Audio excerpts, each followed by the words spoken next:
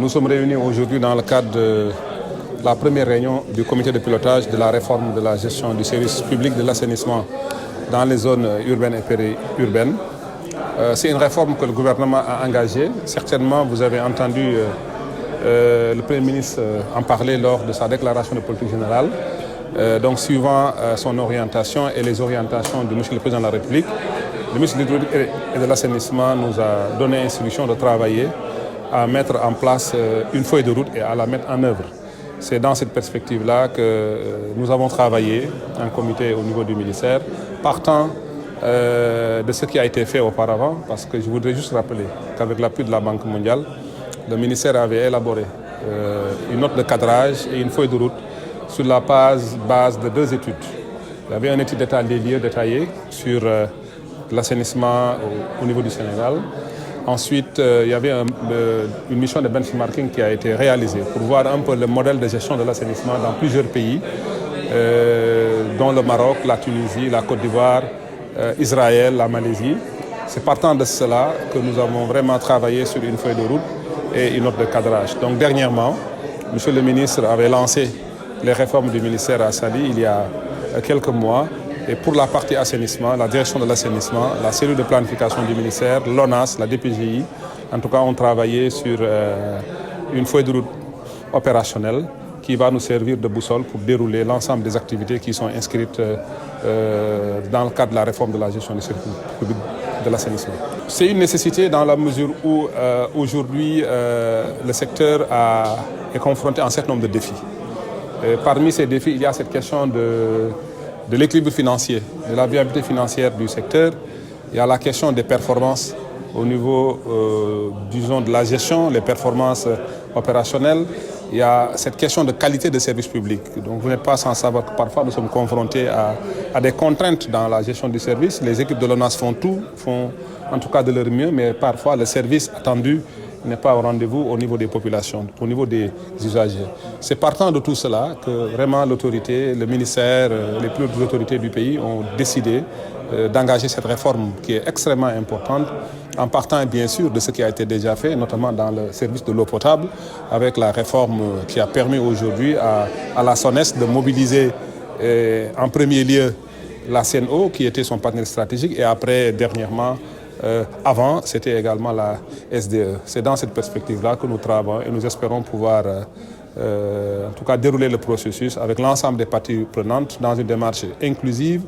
dans une démarche décloisonnée, comme en tout cas l'a indiqué M. le ministre Dr Cheikh Tidiane Dièye, pour pouvoir en tout cas atteindre les objectifs qui sont assignés. Oui, le résultat attendu, c'est d'abord l'amélioration des performances au niveau du secteur. L'amélioration de la qualité des services qui est rendue aux usagers. Et pour cela, il faut une plus grande implication du secteur privé. Donc le leitmotiv de cette réforme-là, c'est donner plus de place au secteur privé dans la gestion du service de l'assainissement. Et ça, c'est quelque chose de très important, surtout que nous sommes dans un contexte de gouvernance qui est basé sur le patriotisme économique. Accorder une place au secteur privé, mais surtout accorder une place au secteur privé national dans la gestion du service. C'est là, en tout cas, les résultats qui sont attendus et nous espérons qu'au bout du processus, le ministère va mobiliser en tout cas un partenaire stratégique, un privé qui va s'occuper de l'exploitation et de la maintenance de ces ouvrages. Vous voyez tout à l'heure dans la présentation le patrimoine aujourd'hui qui est géré par l'Office national de l'assainissement, une gestion qui aujourd'hui a atteint ses limites. Vous voyez également les perspectives d'évolution au cours des 5 prochaines années. Le patrimoine risque d'être multiplié par 2. Donc tout ça pose d'énormes défis et nous pensons qu'avec la réforme, ces défis pourront être relevés.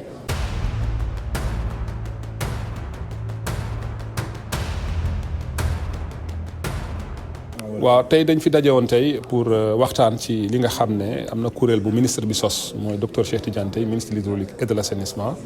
ñu tuddee ko comité de pilotage bu réforme de la gestion du service de l'assainissement. Parce que boo xoolee fii ci Sénégal dafa am kuréel boo xam moom lañ dénk wàll woowu mooy l'ONAS ñoo ngi ciy góorgóorlu bu baax waaye dañu jàpp ne jot na doxaleen bi ñu yeesal ko gën ko defaraat ba nga xam ne maanaam population yi li ñu soxla ci service de l'assainissement dinañ ko mën a am moo tax gouvernement bi jàpp ne daal tey jot na ñu xoolaat doxalin wi fexe ba secteur privé bi nga xam ne moom moo fi nekk muy secteur privé national ak international ñu gën leen mën a impliqué ci gestion de service. moo tax tey ministère bi ci digalu maanaam kilifa yu gën a mag ci réew mi muy président de la République Bassirou Diomaye Faye ak son premier ministre Ousmane Sonko ministre bi jël dogal ne dañuy doxal pour mën a jëm ci réforme bi. lii nag tey mooy bés bu njëkk bi nga xam ne ñi nga xam ne ñoo seq réforme bi ñu ngi daje tey ñu présenté li nga xam ne mooy feuille de route bi ak fi nga xam ne fa lañ bëgg a jëm moyens yi nga xam ne moom lañ mobiliser pour mën a accompagner processus bi yooyu yëpp waxtaane nañ ko tey ak ñi nga xam ne ñoo fi teew. waaw réforme day loo xam ne dafa war a am parce que boo xoolee jamono day dox boo xoolee ci secteur eau bi nga xam ne ñooy sunuy naataango 96 lañ defoon seen réforme bi ñu ko defee mu jur c'est vrai ci la sunu société bi nga xam ne en fait sunu entreprise bi nga xam ne moo yor wàllu assainissement judd muy LONASE mu jur également SONES ak SEN'EAU di yor wàllu exploitation beeg distribution ndox mi et SONES yor wàllu développement du patrimoine mu nekk société de patrimoine loolu tey dafa am ay résultats yu mu wone ba tey am beneen société boo xam ne moom la SONES jël dénkaat ko ndox mi muy SEN'EAU. alors modèle boobu nag wone na vraiment réussite te am na réew yu bëri en Afrique dañ koy bëgg a roy ci wàllu bi ñu nekk mooy wàllu assainissement ñu jéemoon nag ci at yële weesu def ni li ni mel yàlla dogal mu jëwul antu yàlla def bi kilifa yi ñëwee ba léegi wax dëgg yàlla ñu jël loolu def ko priorité ñu sant ñu nañ ci dox li tax mooy lan wax naa léegi ne service bi nga xam ne moom la ñuy jox askan wi am na lu ci des loo xam ne dañ ko war a gën a ñoŋal leneen li mooy il faut ñu développer maanaam le patrimoine ouvrage yi ñu gën ko mën a moderniser renouvellement yi ñu gën ko mën a def beneen bi aussi mooy sur le plan financier équilibre financier bu ONAS dafa xaw a descendi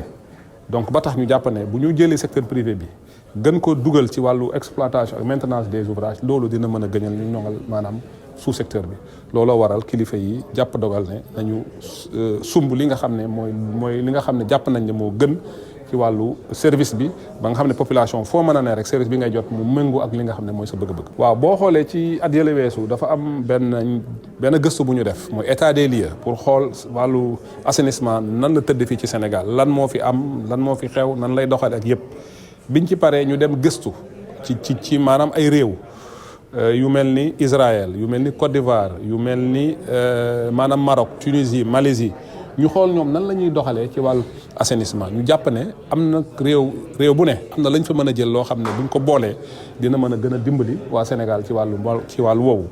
donc expérience yooyu moom lañ dajale ak gëstu yi nga xam ne def nañ ko fii ci Sénégal ñu jël yooyu yëpp dajale ko. kuréel yi nga xam ne ñoo nekk ci ministère bi muy DPG yi muy direction de l'assainissement muy ONAS muy cellule de planification muy personnel yi nga xam ne ñooy liggéey foofu à travers les syndicats ñu daje yooyu yëpp ñu càmbar ko xool ne wan yoon wii de buñ ko jëlee amaana li ñu soxla dinañ ko am loolu nag moo andi ñu tëral benn feuille de route boo xam ne ak yàlla dimbali ñu ak partenaires yi nga xam ne ñoom lañ ci liggéeyal ñu am financement bi nga xam ne moom lañ soxla ci feuille de route bi ñu mobiliser lu toll de 2 milliards 800 yoo xam ne tey budgétisé nañ ko te yàlla dogal na budget bi disponible na pour ñu mën a dérouler feuille de route boobu.